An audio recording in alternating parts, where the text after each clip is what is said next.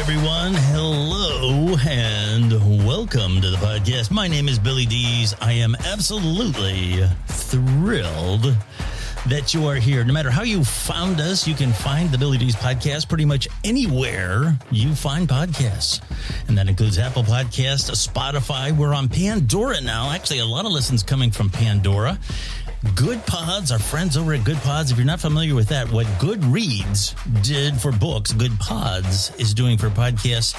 And interestingly, a lot of listens now are coming from India. I mean, whole percentage marks are coming from India. I am absolutely thrilled. Welcome to the program. What we are going to be talking about today is kind of like a marketing type deal. What we are going to talk about is going on podcasts or any type of interview program and providing value. What are you going to expect as an author? And this can be for any creator. Okay, so if you're a YouTuber or if you have some sort of a cause, you're trying to raise awareness for some sort of an illness or something like that, these rules kind of all apply if you're going to go on the interview circuit. And this subject kind of came up because I'm starting to get a lot of requests now. I get requests from publishers. I get requests from marketing people, publicists, and authors of various types want to be on the show. And I've noticed some things that just aren't hitting right. And I know that everybody out there has worked a long time on your book. You know, I have a lot of respect for people who, work very hard to put a book together, whether it's the research and it's the constant editing and it's the going over and over. And the last thing you want to do is kind of run into issues when you're marketing your book. I want it to go well for you. And by the way, this program is not selling something. It's not like we're going to give you 1 and 2 and 3 and 4. You got to sign up for. This isn't one of those things. This is going to be an open discussion, and we kind of have a live studio audience, so to speak, because we are on Twitter Spaces today. And Twitter Spaces is a type of social audio. And social audio, I won't get into all the particulars of that, but it's basically, if you're familiar with Clubhouse, Twitter Spaces is pretty much the same thing with some differences in terms of how it works. But basically, you have an audio space. Everybody can talk to each other. And in this case, we have a host. We have a co-host. We're going to have some speakers. And the audience is going to be able to ask some questions here in just a little bit. Okay, let's get right to it. Going on a podcast, and we'll keep it to podcast because that's my wheelhouse, right? And radio and so on and so forth. A lot of people now are getting told by their publicist or their marketing people, you got to go on podcasts, all right? And I know that that's part of what's happening because I get contacted by people who tell me that. They say, well, I'm told I have to go on podcasts and I have to go on Twitter. like it's some kind of a painful thing. Let's step back just a little bit because I'll tell you what happens is it gets channeled into, is podcasting itself a good idea or not? Now, I happen to believe the short answer is yes. But if you are approaching this from the idea of, I am going to go on a podcast, X amount of people are going to listen to it, and a certain percentage of those are going to buy my book. If you're approaching this process in that way, you are probably destined to fail. And I'm going to say this again. This is a little saying that I came up with. If you do that, which is kind of what people go on the radio for, okay, they try to get on these morning programs and all these other things and talk about their book. And, a given radio station, and let's say a medium-sized market might have 5,000, 10,000 listeners at any given moment. So you kind of play the odds that, the right people are going to hear you talk about your book and they're going to buy it. Okay, that's playing the odds. That is not playing a strategy. And really what you want to do here is you want to play a strategy, and podcasting is only a part of it. It is not the whole thing. It is not going to make or break your success. What really this is part of is something called content marketing. And some of you, I'm sure, have heard this word. And I'm just going to briefly define it for the purposes of today's discussion, because I'm sure there's a lot of people out there that are going to differ on the finer points with me on this, and that's fine. But for the purposes of today's conversation, content marketing is the idea that you are going to create some valuable information. It stands alone as something that has value, okay? And the reason that's important is because when people go searching for that information in one way or another is going to make you recognized as a valuable source of information. So when people want to take the next step and buy your book or, find out what your cause is, find out more about you, that bridge is very easy to cross. And the best way to illustrate this, the example that I always use is, let's say, for example, 25 years ago, if you had a hardware store with a paint department and somebody wanted to find out what kind of sealant do I put on outdoor wood? Okay, I want to paint my deck, but I'm not sure exactly what kind of sealant I should be buying. They would call the store, or they would come in and they would talk to a salesperson and say, "Hey, look, I'm staining my deck. What paint should I use?" People don't do that anymore. Okay, what happens is they go straight to their phone. They go straight to their phone and they type in, "What kind of sealant should I use for outdoor wood?" All right. So if you are that hardware store, if you're that paint manufacturer, you want to make sure there's plenty of information out there that people are going to find. Okay. And when they find it, you want that information to lead them to you. And what's the best way to do that? The best way to do that is to be honest and sincere. Okay. You don't want them to search that information and find you giving an advertisement. Okay. An advertisement is not what they are looking for. Okay, they want to find good, objective information. And that information is going to build a bridge of trust between you and your potential client, and they are going to hopefully run across it. Now, content marketing can come in all kinds of different forms. It can be on social media. Okay, that's social media marketing is essentially that. When you're creating posts, you want to make sure that your posts, your tweets, or whatever have value.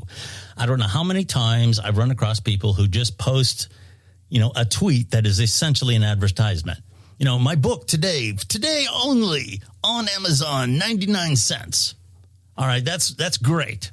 What I always tell people is, do you respond to ads like that? When you're paging through Twitter and you see somebody says, "My book today, 99 cents."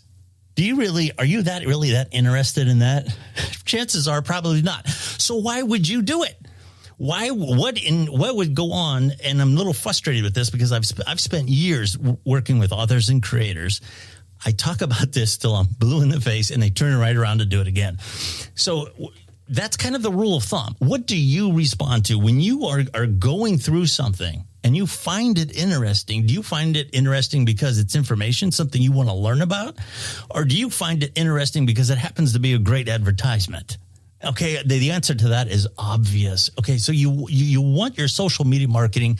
This should apply to everything. And if you have the budget to be on regular media, it should be the same thing as well. Regular media has now changed because of content marketing. I won't spend a lot of time on this, but what radio will do for you now is help you create a brand. And you may notice that on a lot of radio stations now, you'll hear 15-second ads. And before, years ago, 15-second ads were considered worthless. But the idea is, "Hello, I'm Billy Dees, and I have a podcast." That's all I need to say, right? And people, well, why would you do that? That's not going to intrigue anybody. But the thing is people who listen to podcasts, when they find it, they will remember that name. And that will give you credibility. And that's probably one of the great things that standard media, traditional media can do for you. But it has to be part of that content marketing plan. Okay, that's all part of it. Now, digital media doesn't necessarily have to be social media. A lot of people get that confused, but a podcast necessarily isn't social media. It's a digital media form. Same with videos. Videos don't necessarily have to be part of what we might consider social media, but it is obviously digital media. It's online media. And here again, if you're creating those things, value, that's what we want to bring. We want to bring in valuable content that when people find it, they will find it helpful. They will find it engaging, entertaining, something, but not an infomercial. It is not advertising. If you don't hear anything else I say during this space, hear that. Podcasting is not equatable to advertising. It is a different thing. It is a different strategy. People search for new books. People search for information about new authors.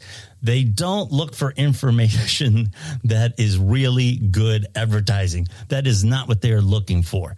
Readers like authors. Okay, all I need to say is Hemingway. All I need to say is Clancy. All I need to say is King. Those people don't sell their books. They are the brand. And that's something that we're going to talk about. You are the brand. If people like you, if they find you engaging, if they find your story engaging, they will make the step to go to your book without you having to sell it. The other thing I can tell you about content marketing is this. You're going to have to get your hands dirty. And what I mean by that is getting back to advertising. When I first started in this business, which was a long time ago, I used to drive around commercials that were on these things called tape. Okay. They were little cart machines. And actually, I recorded them on a half track. And when I got to the station, I would transfer them to a cart. And let's say, for example, you had a restaurant and you had ladies' night on in your bar area on Thursday night. So you would run an ad, typically back then, 12 spots a week. And depending on what size your market was, that was about $1,000. And for that, you run those 12 spots during the week. You could measure the following week how many people came in on Thursday night for ladies' night. And you could see, well, what's my ROI? That's the term. When I hear people start saying that, it drives me crazy. Okay, but what's my ROI going to be? What's my ROI going to be? All right. It doesn't work like that anymore. It doesn't work like that in radio advertising anymore. With radio and restaurants, maybe a little bit more. But even in this case, and this is going to illustrate what I said earlier, what you really should be doing with your radio advertising if you have a restaurant is building a brand. It used to drive me crazy when my clients would want, Monday night we have 25-cent wings, and Tuesday night we have crab legs, and Wednesday night we have this and that. Okay, nobody cares. There might be a few people out there that care. And say, oh, look, on Monday Night Football, that was Monday Night Football back then. On Monday Night Football, they got 25-cent wings. Let's go check it out. Okay, maybe a few. But the fact of the matter is, in the long run, that doesn't serve you well. What I would always tell my clients, but even back then, is create a brand. You know, your restaurant has a certain feel. The first thing you want to talk about is where is it? Okay, where is your restaurant located? Second of all, what's the vibe when you're in there? Is it a family restaurant? Is it sports? Whatever. And then what is the overall writing special? Is it, you're known for your steaks, or you're known for this, that? And the environment, it's a friendly place to come. We treat you like you're, a king and queen when you come in. That's what people resonate with. What's the theme? There was a lot of restaurants here in Ohio back in the 1980s and 1990s that had a theme. There was World War II themes, and there was this and that themes. There was football themes. So there was a lot of things that you could work around, and that was what you wanted to create. Here again, it's more about creating a brand. This is true here again for all of your social media. We're talking primarily about Twitter today because I do believe that Twitter kind of goes together with authorship. It kind of goes together with podcasting, kind of like chocolate and peanut butter or maple and cinnamon. It just goes together really well. Now, that's my own personal opinion, and you're going to have to, feel out what works best for you. But as a general rule, your Facebook posts are generally more detailed. You might include a video, something like that. You want it to have value. You don't necessarily want to talk about how great the book is. So our first step, I got about 6 of them here for you, and I'm going to roll right through them. First step that you want to do, let's say you're an author, we're going to stick with that, keep it simple, but it applies to creators across the board. You have to decide what your brand is. You are the product as a person and as an author. When Stephen King is doing an interview, you get a certain feel from him, and you have to decide what is your brand. Okay, and you have to be consistent with everything you're doing. So if you're doing it on Twitter, you want to make sure it's on Facebook and wherever else you are. I do believe LinkedIn is worthwhile. It's a different strategy there. But here again, the consistency in your content and your brand should be the same. Okay, you're going to go on podcasts. Great. Second step, pick some good shows. And what I mean by good shows is I don't necessarily mean shows that have a big audience, because I can tell you here again, getting your hands dirty in this process, going on a big show doesn't necessarily guarantee that audience is going to be interested in you or anything about you or what have you, or you're going to get any type of response. The first thing that I would do when you start listening to shows and deciding who you are going to approach is find some shows that provide a good professional forum for you. You don't have a host who's, trying to be funny every time he speaks. It's a professional presentation. The podcast sounds good. It doesn't sound like it's down the hall, and it just presents itself very well. I've started providing video for a lot of my podcasts, even though primarily my listens are 1,000 to 1 on the audio platforms. But I still do the video only because so many authors tell me I would like to be able to use the podcast visually on my website. So naturally, I want to provide that for them. And I work really hard to make sure that the audio and the video comes across very well. And I try to conduct myself in a way that, puts the author in a good light. So pick shows that are going to give you a good forum, because that's what you're going to use this for. That's what the real value is. Okay, you are going to want to shoot that sucker out and present it as part of your content. Let your audience see you in a professional environment, how you react to that host, how you answer the questions, how you speak with passion. These are all, that's where the value comes from. Okay, and doing a one-off is not going to be very impressive. I'm just going to be honest with you. This is part of an ongoing content marketing strategy. And I do believe, because of the fact that I don't remember what the statistics are, but I run across some lately where the amount of people who listen to podcasts and the people who search for new books and find out the hashtag writing community is enormous. Okay, so these people are on Twitter and podcast listeners are on Twitter. So it makes sense. So that audience is right there, and you want to make sure that they get an opportunity to see you in an environment on a regular basis where they are getting a good feel for what you are like as a brand, what you are like as an author. And the third thing is you want to have a good approach. I have gotten, and that's what I mean by that. Maybe I should have been a little bit more clear. I mean, when you approach these shows and ask to be on, I've gotten direct messages that say this: what does it take to be on your show? Okay. What am I supposed to do with that? I mean, I know I could answer it, but is that how you want to approach somebody? No, it isn't. Okay. The obvious is you want to be polite. And you want to come across nice, and you want to find a way to build your brand, and you want to make sure that you are approaching that host with the same brand that you are going to present to your audience. So I like an author that comes to me and says, I've had an illness in my family, and it really took a toll on me, and I found out that not many people know about this illness. And I wanted to write a book to let people know who are struggling with this, that they're not alone. Okay, now you've got my attention. Okay, I have empathy for you. This is something that I want to participate in. This is something that I want to help you with. Okay, so that approach is part of your brand. It's how you're going to present yourself when you're on the air, and it's how you should be presenting yourself when you approach a host. The other thing that you want to do is tell the host, hey, look, because I'm very passionate about this cause, I'm very active on social media. Okay, so I'm always tweeting out statistics about, this disease. I'm always pointing out the impact that it has on the families. And when you have me on your show, I'm going to make sure that I use your show and use it in my content. That's going to tell the host, this is going to be a win-win. Now, I personally, we won't get into charging versus not charging. I, as a host, very seldom charge to have somebody on the show just as a guest. I do charge for production work. If somebody approaches me and they say, I am going to, use your podcast as my brand on my website, or, publishers and marketing people will contact me, and radio stations.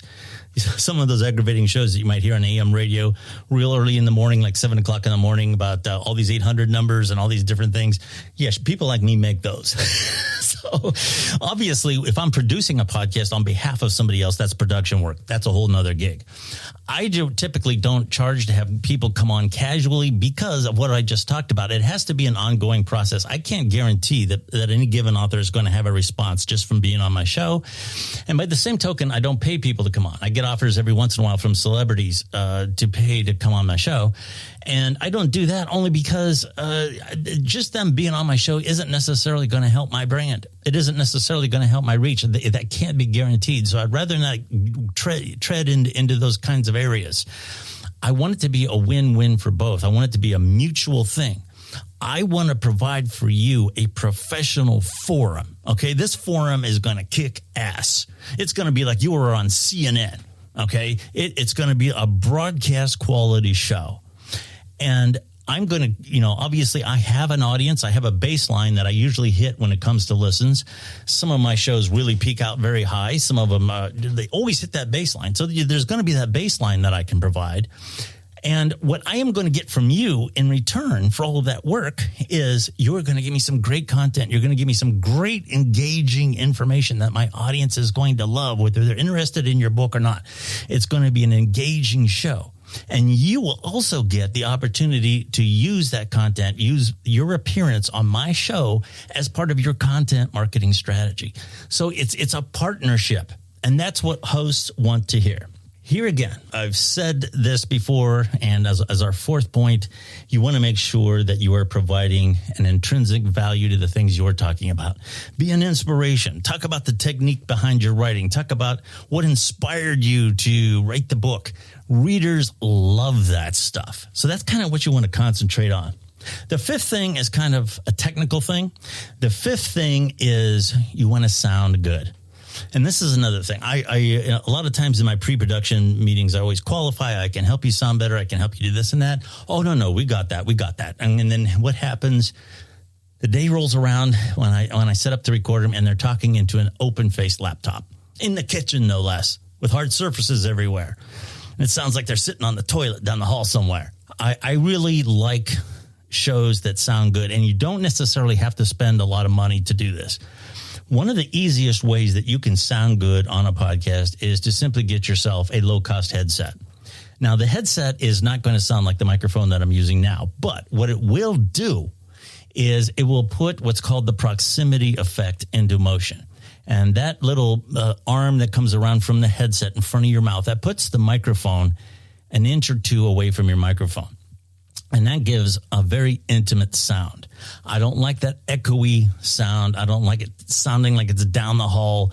And hosts want, especially on the bigger shows, if that's what you're going to shoot for, they want guests to sound good. Now, if you are really, really serious, if you're really serious about making this part of your content marketing strategy, it would probably be worth it to get a USB microphone or even one of the better XLR with an interface type thing. I feel it's worth it if you are really serious about marketing yourself as an author. And here again, you don't necessarily have to spend big money. You're going to find big numbers when you start searching this stuff.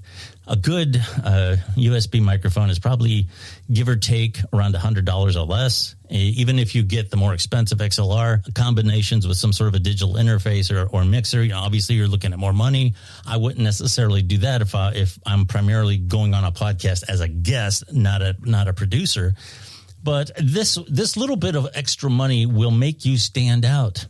And when somebody like me gets approached by you, and I say, I wonder what this person does on podcasts. So I do a little quick search to find out, what does this person sound like when they're on a podcast?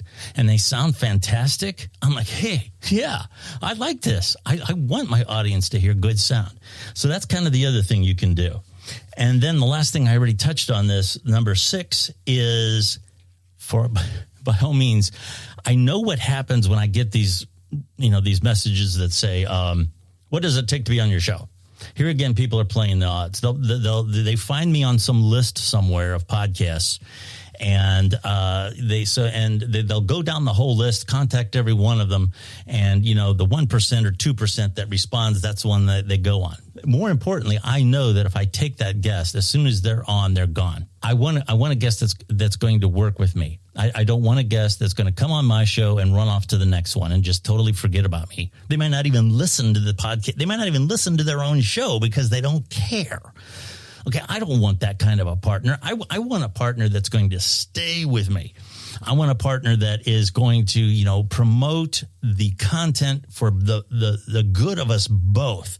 That is so very important. And I'll close with this before I hand it over to Kristy. The last thing I want to tell you is just be patient, because creating a brand, creating a good content marketing strategy does not happen in one day. And a lot of authors start the process before they even finish the book. This can go on for months, and it doesn't happen instantly. But when it does, it is so much better. It is, and it doesn't go away. If you would happen to get a big boost from coming on my show, I'm very happy. But it's gonna trail off quick. If you really want a long-lasting relationship with your followers, it's just like anything else in this world. A little extra time gives you more longevity with that audience. They feel like they know you, they connect with you, they want to find out what your next project is. It's all very organic at that point. And once you get the ball rolling, okay, it's just like Hemingway. If a Hemingway was alive today, he wouldn't have to come on a podcast and talk about how great his next book is. All he would have to do is appear on the show, and people would say, "Oh, it's Hemingway." Okay, they love him. They know the style of writing. They know the type of content they can expect. And that's what you kind of want to do. Kristy is an author, and Kristy is actually a fantastic host. Kristy does a show on wisdom, and she can certainly tell you about a little bit about that if she wants to. But Kristy was on my show about 6 months ago, maybe I'm not exactly sure. But I'm telling you, she did everything right. She blew me out of the water. She blew my doors off. She brought more listeners to Twitter for that podcast than I did. Okay, so Kristy hit it out of the park. And for that reason, I very much wanted to bring Kristy on the show, because she is a perfect example. She is the real, I'm telling you what to do as an author, but she is one. She can tell you what she did do. So Kristy, by all means, tell us a little bit about what worked for you. Hello, Billy. Hello, everybody. I see a lot of new listeners in the room. Thank you for joining us. First of all, I want to thank Billy not only for your kind words. You're way too kind for that. I'm nothing special, but thank you for walking us through how podcasts work and how it can be valuable to our content. And let me tell everybody, it certainly was valuable for me to be on Billy's podcast for my very first time in the podcasting world. Through Billy's podcast, I gained a ton of new listeners, new followers, and new friends, believe it or not. And I actually gained sales. I'm going to go ahead and just walk you through a little bit of what I feel makes a good podcast guest and what has helped me gain more connections. So I'm going to just walk through my points really quick. And a lot of it is already what Billy has had to say. My first point is, when you're going to be on a podcast, I feel there's two important key elements that you should remember. At least this is what helps me. And the first key element is to respect your host. Your host has taken time out of their schedule, out of their day, to help promote you and to promote your name and to promote your content, your creations. So it's wonderful if you can respect your host by simply saying pleases, thank yous, having the common courtesy to listen to what they have to say. Maybe you're not always going to agree to what they have to say, and that's okay. However, it's still, they took a lot of time out of their day to help promote you. So I feel it's very, very important to respect your host and just kind of, keep your manners, remind them that they are wonderful for what they did. So in that aspect, Billy Dees, thank you so much for entering me into the podcasting world. I absolutely am enjoying myself with it. Number two is, I feel it's important to know why you want to be on a podcast. As an author, when I first started out as an author, I thought the main important thing would be to sell my book. I mean, who wouldn't want to sell their book when they just wrote it? It's something fantastic. You're all excited about it. But what I learned later on down the road is sales will come in time. What I try to do when I'm on a podcast is know my why. Why am I going on this podcast? So one of the things that I really want out of a podcast is I want my name to have more exposure. When people see my name, they're going to say, oh, that's the girl that has lupus, or, oh, she's an author of romance books, but she also advocates for stuff such as autism and cancer and lupus and the things that are important to her. So I don't care about the sales right away. I'm looking to get my name out there and to form connections with people. And believe it or not, through going on podcast, I have met some terrific people who have the same things in common with me.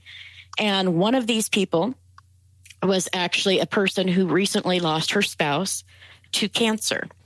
Now, I didn't lose a spouse to cancer. I lost my father, who happened to be my hero. And I'm going to try very hard to get through this without crying. But because of podcasting and being able to talk about cancer awareness, kidney cancer awareness to be exact, I mean, I was able to meet someone else who went through what I went through. They contacted me because at the end of the podcast, Billy was kind enough to ask me what my, online spaces were, like how can people reach me? And one person reached out to me via Twitter, and she was telling me about how she had just recently lost her husband. That brought me to tears because I remembered everything. I was one of my dad's caregivers, and I was there to the day he died. I remember every single inch of what happened, every single detail and all the struggles. So it was wonderful for me to have someone that understood what I went through. And I wouldn't have gotten that just by sending out a couple tweets about a book. I got that through a podcast. So for me, knowing my why of why I want to be on a podcast is very important. Knowing that sales will come later. It's all about getting connections with people and letting people learn who you are and what your brand is. And I don't mean going on to a podcast and selling like, oh, hey, I'm a romance author, buy my book. Personally, I don't like it when people do that. I feel that doesn't give me any reason to buy a book. I want to know what your book is going to be about, and I want to know who you are as an author or as a content creator, because I know not everybody in the room is an author. So know your why when you're on a podcast. Another thing I would say about being on podcasts that has been very helpful for me is I know a lot of podcasters do use YouTube. And as an author, we want our pictures to be seen. We want our faces to be seen so that when people are looking at books or online and our faces are seen, they connect our face to a book. So on YouTube, I find it's very important when you're on a podcast that is going through video to make sure you're looking at the camera and interacting with the host. I have seen a lot of podcast guests come onto a podcast looking all over the room and dancing around and shoving food in their face and just doing all kinds of crazy things. And in my opinion, if you're trying to be professional and you really want people to know you and to understand you and to buy your product, then be professional and know that you are on video and you are being recorded. I mean, podcasts can last forever. So 20 years down the road, you don't want to be known as the author or the content creator or the book salesman or whatever you may be, shoving peanuts up their nose because they didn't realize they were on camera. So always remember you could be on camera, and you should at least try to be professional. At least that's what has helped me. I also try to dress a little professional when I know I'm going to be on a podcast. Like right now, we're not being videoed, but I am dressed a little more professionally because it helps me feel good. It helps me feel more confident. So I do believe in dressing professionally. Another thing that I like to say to everybody is when you're on a podcast, what can make you be a better guest is to have something to say. I have heard a lot of podcasts where the host is trying so hard to get their guest to talk. But the guest can only say, yes, no, maybe, oh, I don't know. That's not very entertaining, and that's not letting people get to know who you are. I know podcasts can be very frustrating sometimes because sometimes you don't always know what to say, and sometimes you don't always know the right answer. And I am one of those people that get anxiety. I get a lot of anxiety when I'm talking in front of people, but I do try to bring some kind of content to the table. I don't want to come in with yeses, nos, maybes. I want to bring valuable information to the table. And that has helped me tremendously. When I actually first started with Billy's podcast, and Billy and I have done a couple of them now together. When I actually first started with Billy, I think my Twitter followers was in the low, 2,000-3,000, something like that. I have, within 6 months' time, went up to 13,300 just on Twitter alone. And then on TikTok, I went from like 1 to 2 followers up to 2,000 followers with just in a few months. And now I'm averaging on Twitter alone anywhere from 50 to 100 followers a day. Now, to some of you, that may not be a whole lot, but to someone like me, that's amazing for myself because I never had that before until I started talking on podcast. One other tip that I would like to let everybody know about, and then I'm sure I'll pass this to Billy to see if he has anything to say before we open up the room, is when you're on a podcast, if you're looking to get exposure for yourself or your book or your brand or whatever you're trying to tell your message of, it's very important that you help the host promote the podcast before, during, and after. And what I mean by that is not going out and paying money or anything like that. You can advertise simply for free. What I do is I post right before the show on my Facebook. Sometimes I'll post during a show on my Facebook that I'm going to be on the show. I post it on Twitter several times, TikTok, like all of my platforms. I make sure people know that, hey, I'm going to be on a podcast and I'm going to be with the great, Billy Dees or Dr. Isma or whoever I'm being on a podcast with that day. Make sure you're promoting not only yourself, but your host. Trust me, your host will respect you for that. And they, in return, are going to help promote you.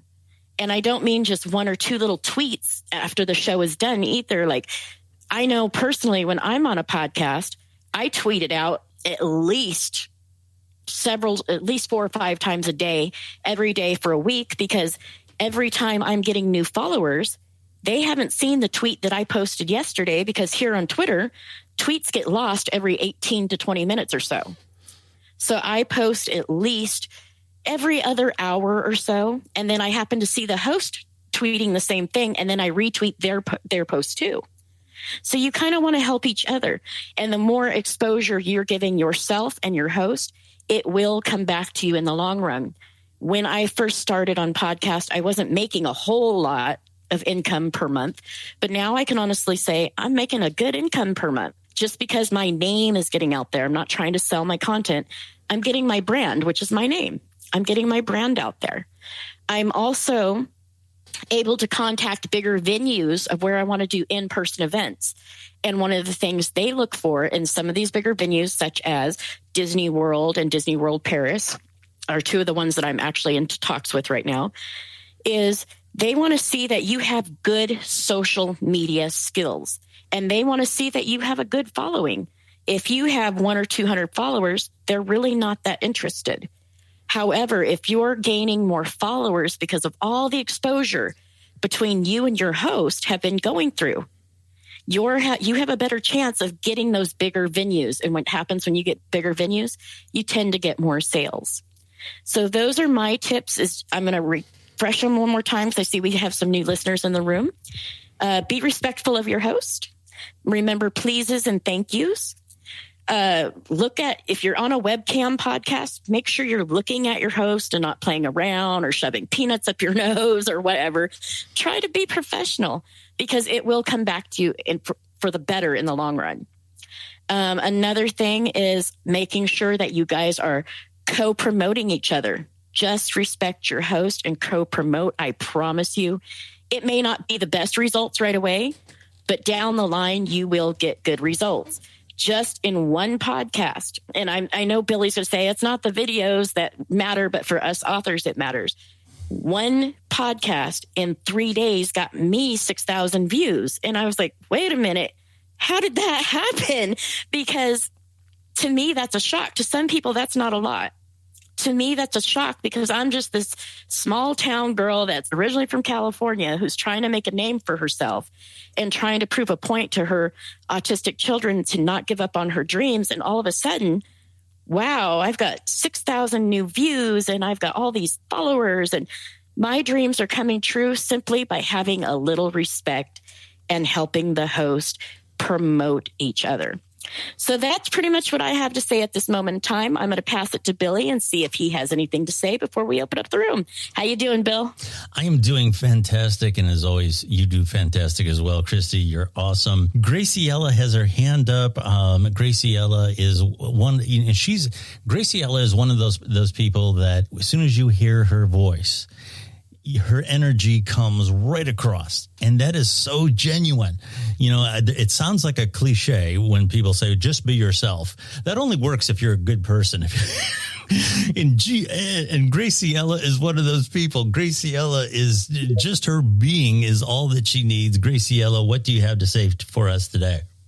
Oh my gosh, Billy. I just can't. Okay. Thank you so much for that. That was so sweet. And Kristy, I love all of the tools that you shared. And I wanted to bring some value as well, not just, to thank you for my appearance in your podcast and for all of the brilliant posts that you repeatedly, recycle. I love that about Twitter. And that's a technique that, a social media strategy that I had to learn, right? Because we don't do that on Instagram. We post once and that's it. But I wanted, if I may, to share some of the steps that I did before being on Twitter to be, showcased in podcasts, which was, let's say we are on Apple Podcasts and you're listening to your favorite podcast. You scroll all the way down to the bottom and usually there's a contact us form or there's a send us an email form. Or sometimes there's a notice of if you would like to be a guest, contact us here. And I have actually sent kind of little resumes. My name is Graciela Moore, Song of Myself Coaching LLC. I've managed to coach this number of people with my coaching. I'm a Lumia certified ICF coach, blah, blah, blah. I would love to be in your podcast. Most importantly, I've been listening to your podcast. I love your podcast, right? And I would love to be included if you find that what I bring is valuable to your audience. So I'm saying it like this because this is exactly what I have written word for word, and it's landed me over 5 interviews. And it is a what's the word?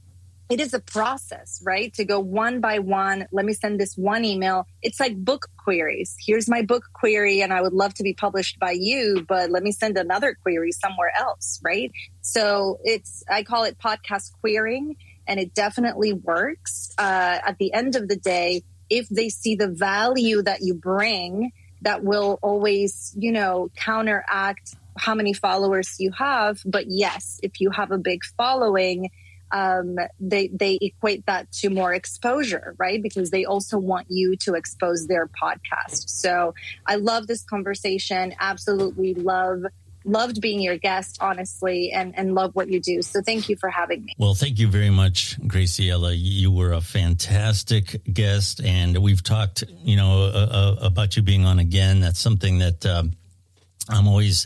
the door is always open. Any type of suggestion you have, I'm all ears. Kristy, just to give you a heads up, I'm going to handle the next 2 guests, and then I'll let you manage the room for a while. I know you've brought up some speakers. Let me start with Gia. Gia requested the mic, so I hope she wants to talk. Gia is, how to describe Gia? She is another fantastic host. Gia is and also a marketing professional. She's world-class marketing professional and host, as fine as you will find. I had the honor of being in one of her spaces a while back. It was a very productive space. We created a great community. Gia, I'm so glad to see you in the space. What would you like to say? Hi, Billy. Thank you so much. Thank you so much for your remarks. And you were one of my best guests as well. And hi, Kristy. It's so nice to see you here. I've heard so much about you, and I've heard you speak in a lot of spaces, and I'm always listening to you, both of you, and learning a lot from you. I'm a newbie podcaster. Go ahead, Kristy. Hello. I just wanted to say hello. And I've known about you from Billy's podcast. He was one of the first people who introduced me to you. So it's good to see you here. Thank you for joining us. Yes, likewise. These are really, really good points. And honestly, I'm in this space, Billy and Kristy. I'm learning a lot. I'm still learning a lot. I'm a newbie. I have a passion for learning more from people who know better than me or know more than me in a lot of different industries. And I have this passion that I want to transfer knowledge and provide accessibility of knowledge to everyone, globally to everyone. And the way I found that I could do that, it's been a passion for a very, very long time. And I couldn't find a way to do that. So I tried social media. I spoke in a lot of different speaking gigs. But honestly, just like you guys mentioned, it was the podcasting that helped me provide that accessibility to a lot of people. So I just started my show recently last year. And I've only done like 10 episodes so far. And the knowledge that I gained from the speakers, from the guests, it was just phenomenal. It was just phenomenal. And it provided so much. It was like master classes. Like Billy's episode, I still go back to it and I listen to it when I want to edit something or move forward with something. One of the points that Kristy mentioned is dressing well. That shifts your perspective and your attitude towards your presentation. I do that even in audio, even in any setting. I dress to that occasion anytime. Since I was in college, I did the same thing too. I dressed like a CEO because I wanted to present myself in that level. Although I was just 19, 18, and my friends used to laugh at it. Like, why are you dressed like that? You don't need to dress like that. It's just a presentation. No, I came here to deliver something today, and I'm here to present it this way. So dressing changes. Even when I run spaces or I'm just recording, I do the same thing. I go and fully change to a professional attire because it shifts my mindset. I realize that a lot. One of the things about a guest and a host, a guest can be intimidated by the amount of representation that is happening in social media. And that can scare them, especially if they're not a seasoned speaker or they don't speak in public as much as they do write. So one of the things that I realized that helped with my guests is that I make sure they are prepared. I have a session with them. I speak with them. I break the ice. Hi, how you doing? And I I show them what's going to happen before and during and after. And that kind of gives them that safety net that they're comfortable, that you will manage a space well. Because the difference between having a guest in spaces is extremely different than having a guest for a podcast. When you bring in a guest to a space, you're presenting them to the world. Like, this is a live major event that you're going to be in the mercy of all of these speakers and all of these listeners. So they get intimidated by that. I've had a couple of guests like that before. So I realized when I gave them that safety, that security, like, I got your back. Don't worry. I'm going to stop any bullies or I'm going to control the room so I can give you that space, that safe space, so you can share what you came here to share.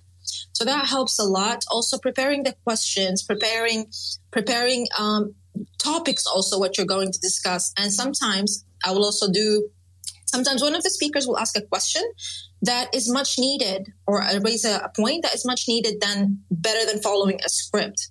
So I'm against following a script, but I always have a framework. So I tell my guests that as well, is that these are the points that I will also include. So please prepare for them. And I will ask them also, what do you want to tell the people? What do you want to highlight today? So that helps a lot with the guests and makes them feel a bit more comfortable. When it comes to social media, where was I going with this? When it comes to social media, a lot of the times is that we misrepresent our guests because of the way we represent them on social media. Like if a guest, I realize like it's better to promote, but to promote, do not overpromise. I see this so many times. I see spaces or podcasts overpromising delivery of some points. And then you come to the space where you come to the podcast and it's just not, it was just overhyped, for example. So that you lose your credibility because of that as a host, in my opinion. And then you put your guest in a disadvantage as well, is that you're representing them.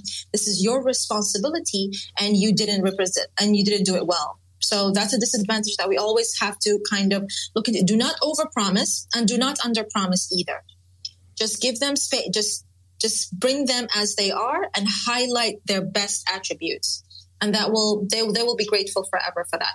Now, my question to you guys is, I have not been interviewed yet in a podcast. I've been interviewed in other public events and Zoom events when we were in the pandemic, but I've never been interviewed in a podcast.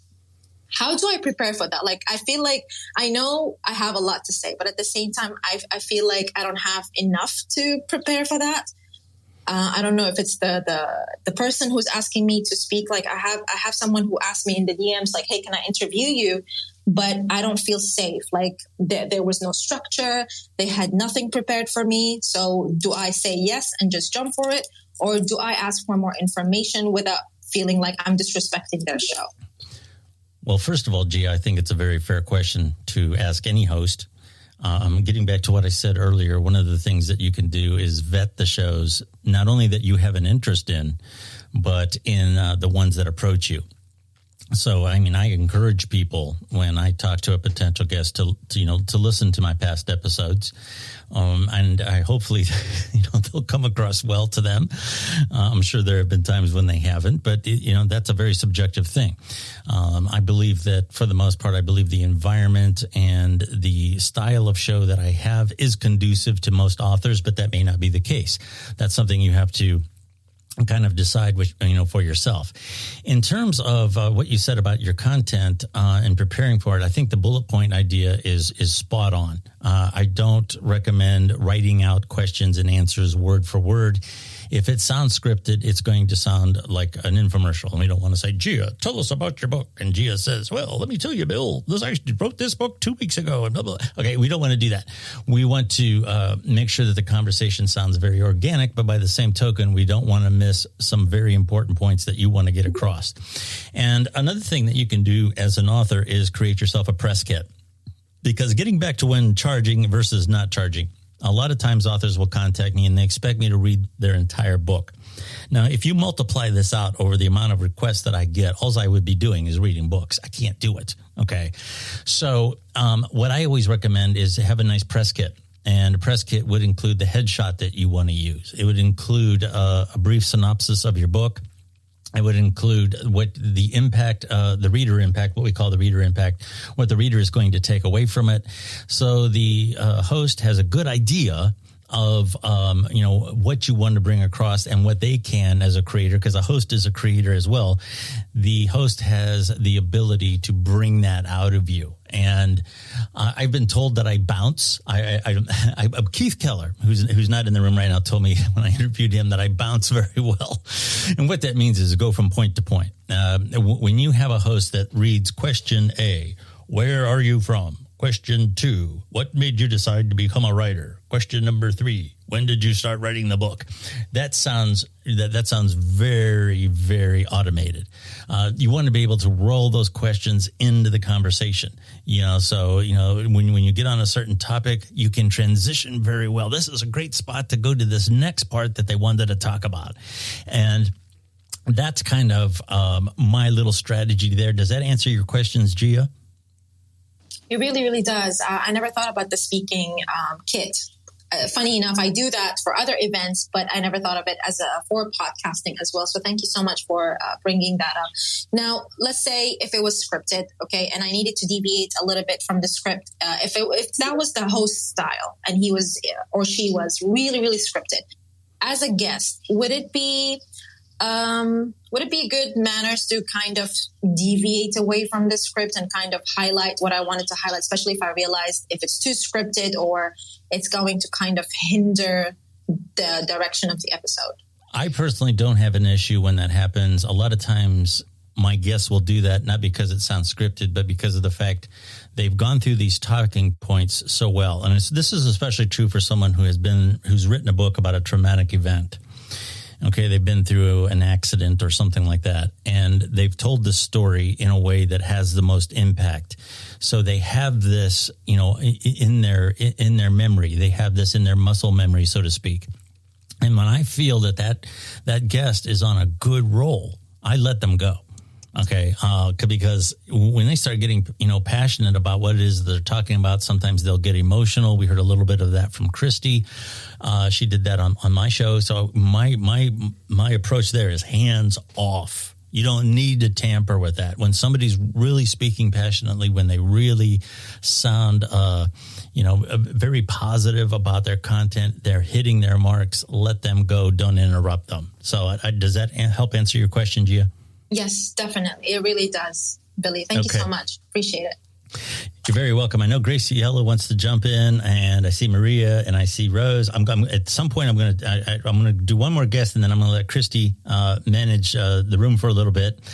The next person I have to bring up is Donna. And before you speak, Donna, I gotta tell them about you a little bit. Donna is actually a publisher. She owns HO Press and Shore House Books. And she also has a website called humoroutcast.com.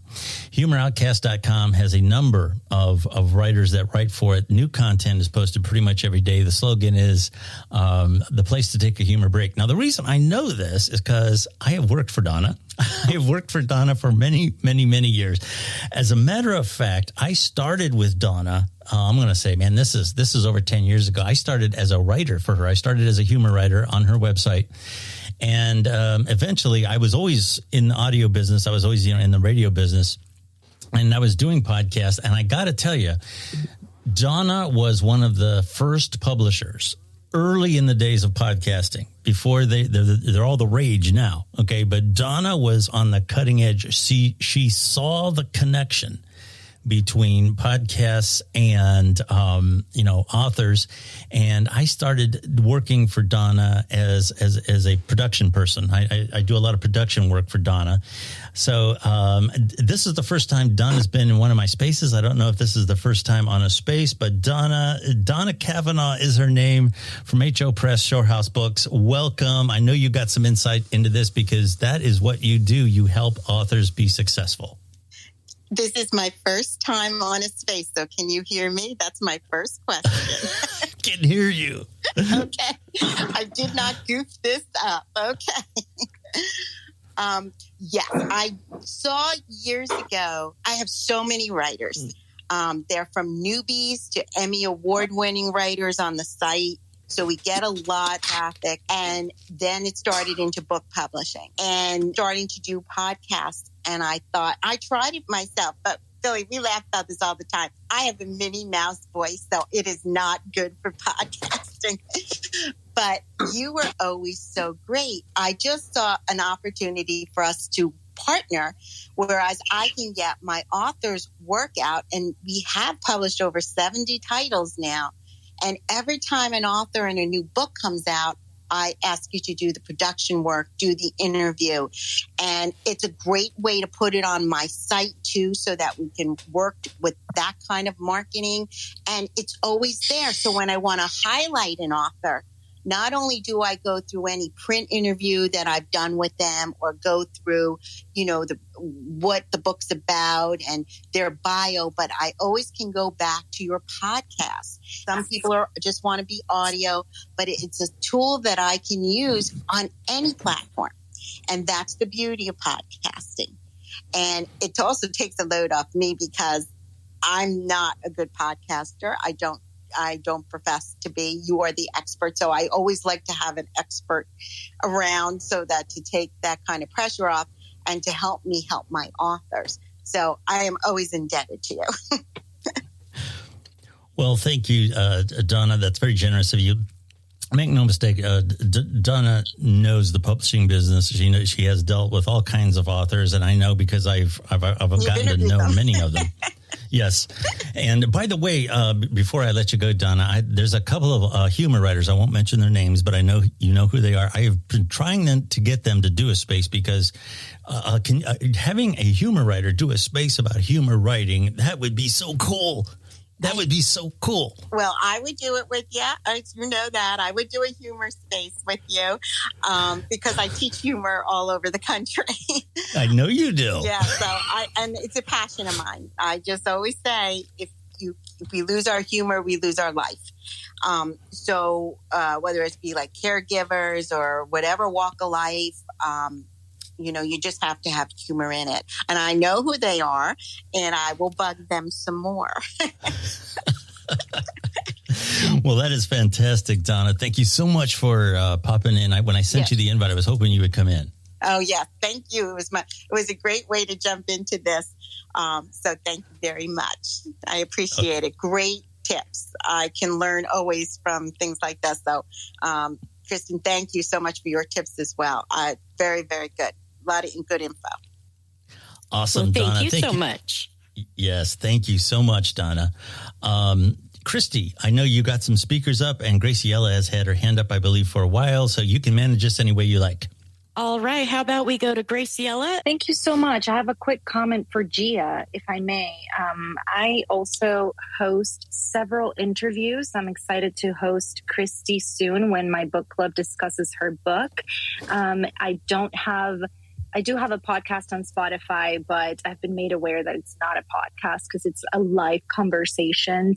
But in my live podcast, I've interviewed several best-selling authors. And what I wanted to tell Gia is, as a host, I like to, in the pre-production aspect or conversation, let them know that if they have something specific they want me to bring up, maybe what's next for you because they have something big coming that they would like to announce, or just a specific question. Is there a specific question you want me to ask so that I can bring awareness to this thing that you are working on? Please let me know ahead of time, aside from the questions that I may have already, manufactured or brought up from my audience. So I wanted to bring that up to Gia as well. Thank you. Kristy, I know that you and Ruth, who's also in the room, you guys are doing a wisdom together. And for those of you who may not know what wisdom is, it basically is another social audio type of app. It's different than Spaces in that it's one-on-one. And you can obviously have a big audience, but to bring somebody up, somebody has to go down. Do you want to talk a little bit about that just very briefly? Because I believe it's a great concept. Absolutely. And if Ruth would like to come up, I would love to have her come up too. Basically, what Ruth and I are doing on Wisdom is both Ruth and I are authors, but we are also two women who have children with special needs. My children happen to have autism, and Ruth happens to have a couple of boys with autism, as well as a couple other children with some special needs. And we thought it would be wonderful to build a community of parents that have children with special needs so that we can all learn from each other and grow from each other. So what we do is we alternate Mondays with a different topic about raising children with unique needs. One Monday, I'll talk about first what it was like to get a diagnosis of a children with special needs. And another Monday, Ruth talked about advocacy. This last Monday did not go so well. I'm a borderline diabetic, and unfortunately, I made a very sugary meal beforehand, and I ended up slurring my words a little bit and couldn't think straight, and it was just a mess. So hopefully we'll have a better luck next week when Ruth hosts, and then by then I should be a lot better. But I'm going to turn it over to Ruth because I see she's now a speaker and she could explain a little more. How you doing, Ruth? I'm doing well, Kristy. Thanks. It's great to listen to this space, and I love all the tips that have been shared. It's so important for people who are wanting to be guests on podcasts to understand the value that they can bring and not just think about the value that they're gaining. So thanks for doing this space, Billy and Kristy. Yes. So Kristy and I have had several opportunities to get to know each other, and it's been great to share our common interests in writing and some of our struggles with parenting. And so we chatted and I said, Kristy, hey, how about if we do something on wisdom with helping other parents and building this community? So she agreed, and we talked about how we could work together. And I said, it would be really nice if we could trade off, because that way, if one of us is not available one week, the program can still go ahead. And with Wisdom, you don't have a co-host. So you have to be prepared to be there if you're the host. Otherwise, there is no show. So thanks, Kristy, for jumping in with me. We've had quite a few people show up several times. So we're still in the building stages, and I don't know where it will end up. But sometimes people are wanting to connect and to know that they're not alone. And so we will do that and see how people respond. Absolutely. And I do believe that there is a community out there for us and everything. I get asked all the time, and I'm sure you do too, Ruth, what it's like to be a parent of someone with special needs and how do we handle it and how do we continue on with our careers. So our information that we have, even though we are not medical professionals, the information that we have is valuable to others. And I think it's going to go pretty far. We just need to find our groove, girl. Yes, actually, I just had a phone call. That's why I was late. Had about a 45-minute chat with another mom who's just waiting for a diagnosis and has had a couple rough days. So she just needed some reassurance that she was not a bad parent and that she could get through this. And I shared a few tips that worked for me and asked her some questions. And when we ended the conversation, she felt much better. So wisdom just amplifies that opportunity. And it's wonderful to have these tools available to us. Absolutely. And for people that may not know what wisdom is basically just like Twitter Spaces, except for it's more of a intimate conversation. I would say it's more one-on-one. And so, or you can talk solo too, which sometimes I do prefer to talk solo because it's easier for me to not get so much anxiety. But wisdom is a great place to find new people that have common interests with you and that you can talk. I kind of sometimes use it as a journal, like a audio journal, because you can just tell what you need to tell without having to worry about entertaining an audience or sometimes even finding proper value. Sometimes you can just use it as a journal and it's wonderful. So if you haven't checked out Wisdom, please give it a check out. And Graciela is a wonderful person for onboarding people for Wisdom. So if you haven't already, please follow Ruth L. Snyder, Kristy Mickelsen, and Graciela Moore on Wisdom. Oh, and Billy Dees. Billy, you're on Wisdom too, aren't you? Yeah, yes, I am. I got to tell you, I don't devote as much time to it, only because I have, there's only so many things you can do well. But I do go on it. I try to what's the word I'm looking for here? Behind the scenes type feel to other creators. So it's a little bit more narrow in scope. But I do feel that it is worthwhile. The sound quality on Wisdom is also very good for those of you who are interested in that. Graciela, I noticed you came back in. I just want to double check with you. Did you want to add something? Well, I hear the word wisdom and I'm like, wait, where? What can I say about it? Let me know if you have any questions. And I quickly just grabbed the mic because it's so awesome. Wisdom is just, can we mention the monetizing aspect of it? It's absolutely. It's like, yeah. So it's another social audio platform, and they were right. It's a one-on-one. This is where I host my interviews. Right. It's been wonderful to hound best-selling authors and say, hey, I have this very humble podcast on a live audience. Would you like to download it and then join me and then have them do that? Right. And so the thing about the monetizing is that it's like Hive or like the blockchain, very little, but it all adds up. And so we're about to hit the 1-year anniversary on October 7th, and it's been wonderful. So I totally recommend Wisdom. If you don't see me on Spaces, it's because I'm on Wisdom, actually. Graciela's Wisdom Talks, I guess that's kind of what you call them, are fantastic. I've listened to a number of them. I would highly recommend.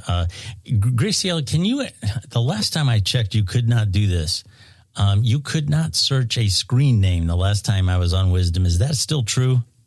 Yes, that is still true. Everybody's requesting the search, and the leadership has let us know that it is in the list of things that they are working on. However, it was very intentional for the emphasis to be placed on the live talks.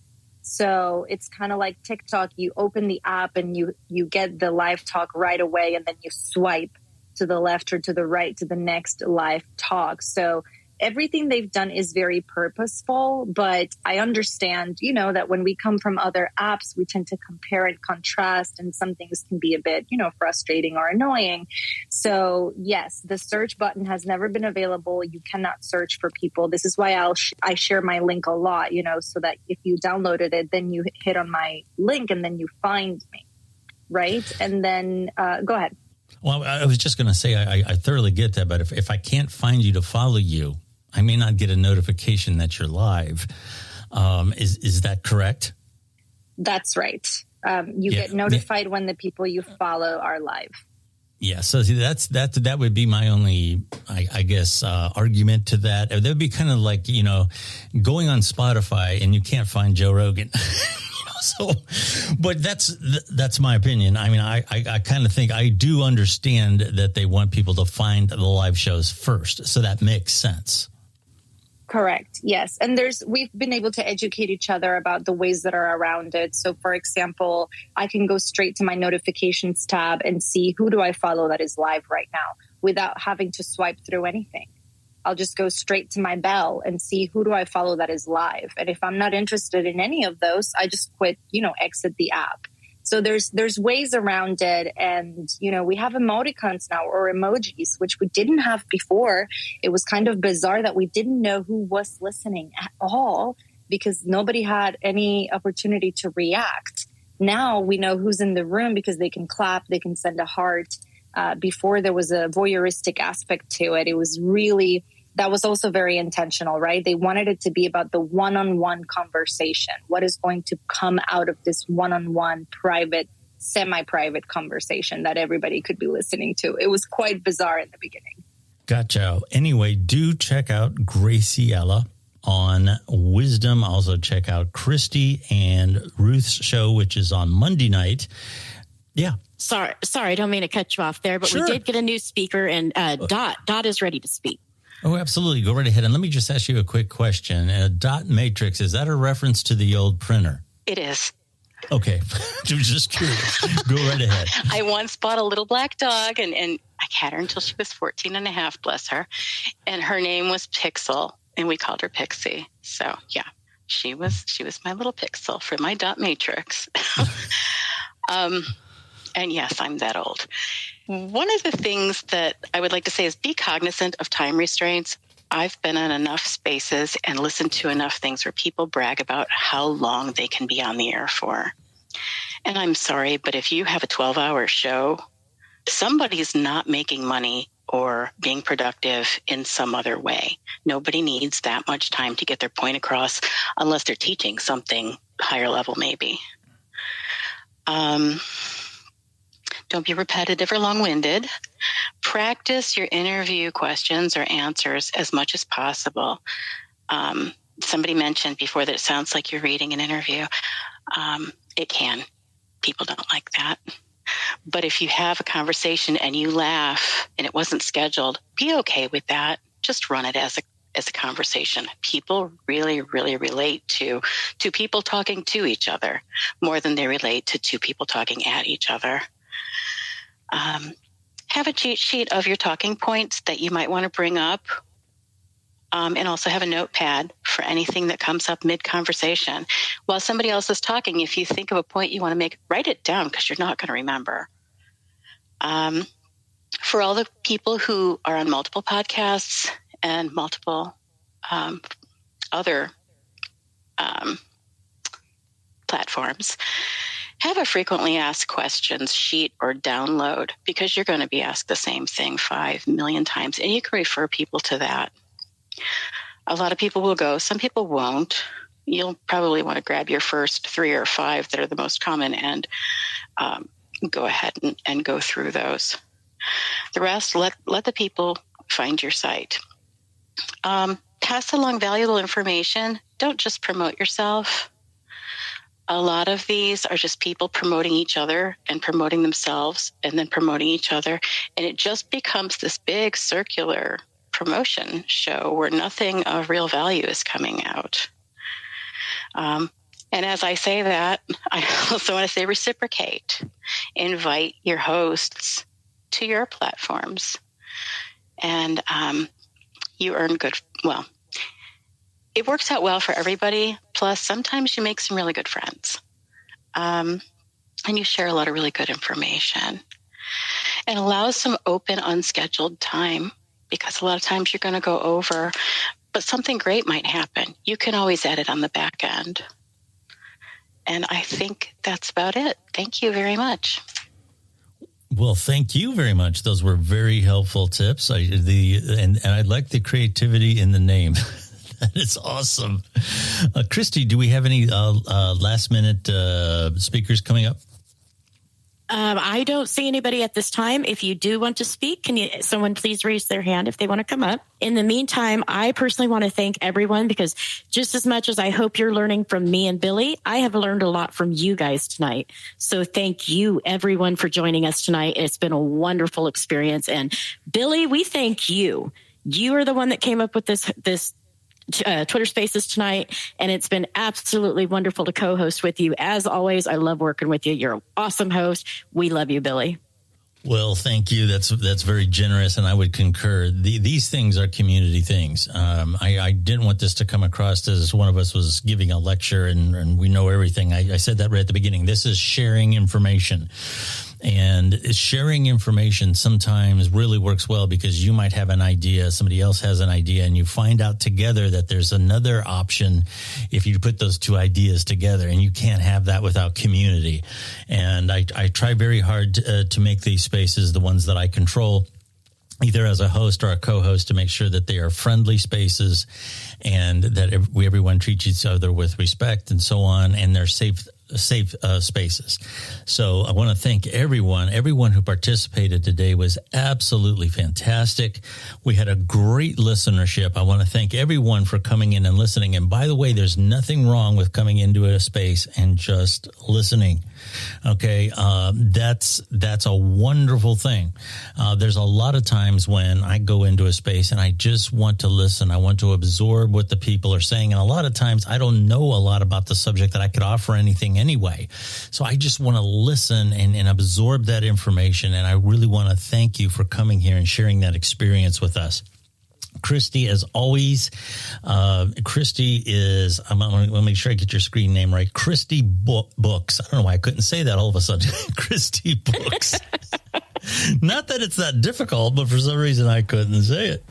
Do check her out on Twitter. And she is the perfect example. I'm not an author. Kristy is. Kristy is the perfect example of how to market yourself as a brand, as a person. And I don't want to say this the wrong way, but you are the product, and it's not like you're an object, but you are the brand that people will gravitate to. If they like you, they will like whatever you are creating. They will make that jump themselves without being sold. So at this point, I want to thank everyone for coming into the space. Fantastic listenership, fantastic points brought up by everyone who participated. Kristy always hits it out of the park with her interview skills. Thank you very much for listening to our space today, and feel free to tweet me anytime at Billy Dees. Have a fabulous evening, everyone. Good night, everyone.